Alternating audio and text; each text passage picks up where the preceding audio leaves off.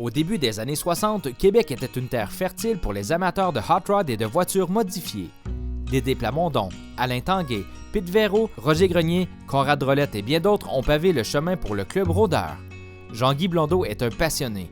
Il travaille dans son sous-sol sur ce que l'on peut considérer des épaves, comme sur un Dodge 1924, et avec sa ferveur, il la transforme en une voiture unique et rutilante. Bientôt, Normand Lavoie, Yves Tanguay et Lucien Carrier se retrouvent dans le sous-sol de Jean-Guy et un peu plus tard, deux autres passionnés, Régent et Gilles Baudouin, se joignent à eux pour travailler sur des voitures qui deviendront des perles rares de beauté et de performance. En 1967, ils seront les 6 membres fondateurs du club rôdeur. Pourquoi le nom rôdeur? Le groupe s'est inspiré de 2 mots, rôdeur et hot rod. Pour eux, le mot rôdeur représente le côté recherche, car à l'époque, il n'y avait pas d'Internet et ils devaient sillonner le Québec à la recherche de voitures et surtout de pièces souvent très rares, devenues précieuses, pour construire et achever leurs différents projets.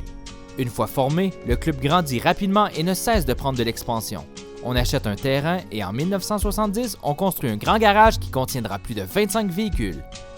Le club Les Rôdeurs est surtout reconnu pour son esprit d'entraide et de camaraderie. Le côté social est aussi très important et certains parties passèrent à la légende. Même le bonhomme carnaval est venu faire son tour. À son apogée, le club aura plus de 150 membres qui se retrouvent un peu partout à travers le Québec et de tous les milieux sociaux. C'est en 1976 que le club vivra ses jours les plus sombres. L'édifice de la route de l'aéroport passe au feu et toutes les voitures qui étaient à l'intérieur furent détruites. Pour plusieurs membres, ce fut la fin de cette belle aventure faute d'argent.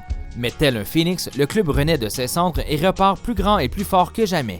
René Toussaint prend la relève de la présidence. Le club vit des heures glorieuses et la revue Club Rôdeur propage la bonne nouvelle. Le temps passe et peu après, les activités diminuent.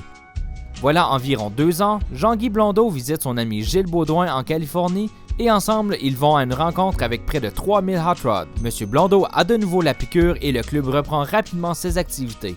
Les 6 membres originaux sont toujours actifs, dont M. Blondeau, qui est son président. Ce que les 6 membres originaux espèrent, c'est que le club ait encore une longue vie. Parmi les membres, il y a des jeunes qui sont très prometteurs et ils espèrent qu'ils prendront bientôt la relève. Le club rôdeur, 50 ans de hot rod, de plaisir et d'amitié.